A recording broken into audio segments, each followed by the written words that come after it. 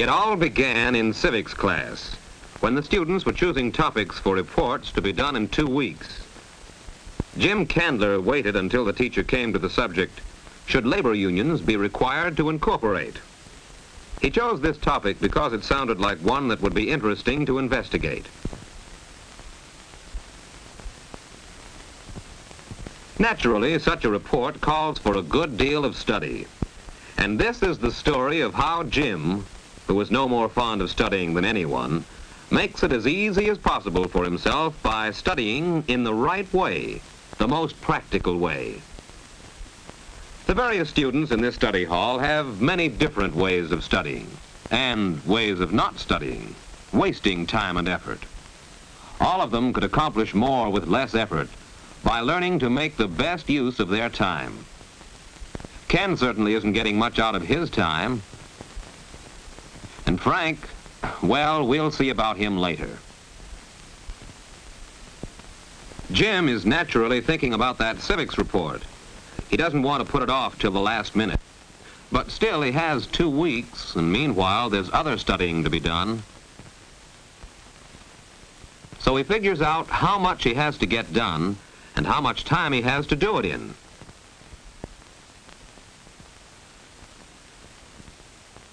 Then he decides how long to spend on each assignment. First, he has to get ready for his science class this afternoon. Then he can give the rest of the hour to his civics report. Budgeting your time to make the most of it is one of the skills involved in studying. These skills can be developed and improved, just as the skills involved in playing baseball can be developed and improved by paying attention to them and practicing them. Reading is another skill which can be developed. Most of us think we know how to read. But did you know that there are different rates of reading? First, there is skimming. You skim in order to find the parts of the book or chapter you need. You run through the material looking only at the key sentences, like this.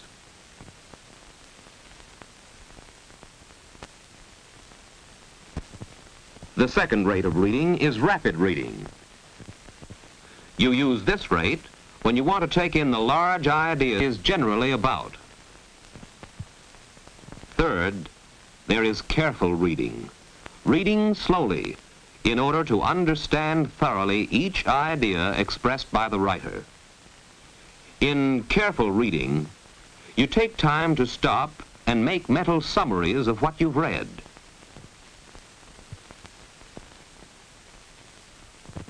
Finally, there is rereading. Reading the same material again to fix it in your mind, to relate it to other things you know.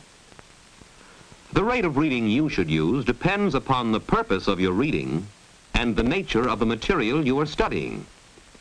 Practice will improve your skill in adjusting the speed of your reading to your purpose in studying.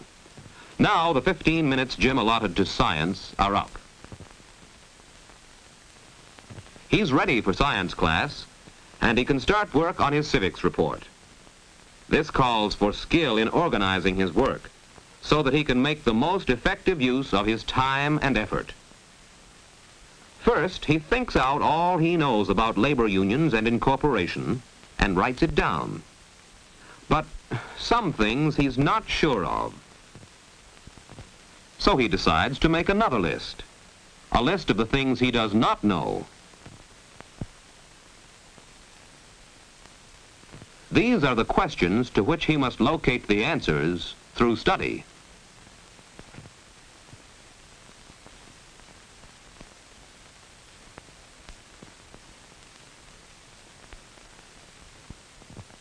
His search for information begins in his civics book.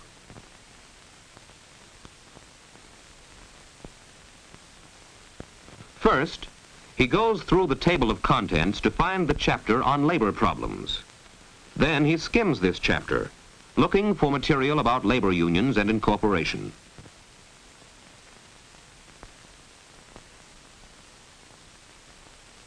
When he finds the section he wants, he reads it quickly, trying to get hold of the large ideas.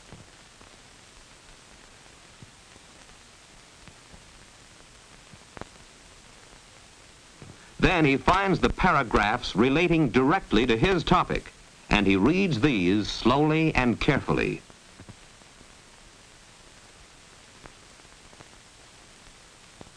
Now he goes back to reread the material, to make it his own.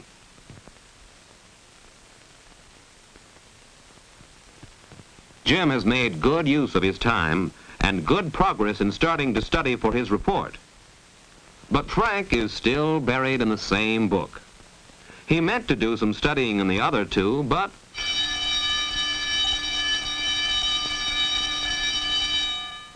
Jim has worked no harder than Frank, yet he's finished his work because he planned it carefully.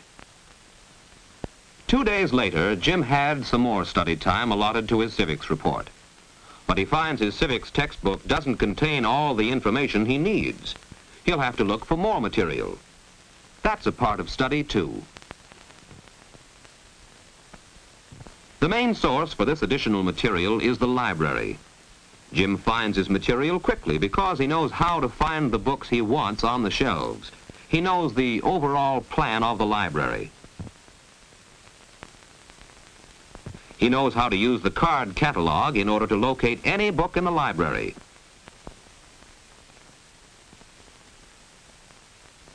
He knows how to use the reader's guide to find material in magazines and other periodicals, and the standard reference books for general material. Who's Who for biographical data, the dictionaries for special words, the encyclopedias for surveys of topics. But sometimes you want more material than you can find in a library. Jim did.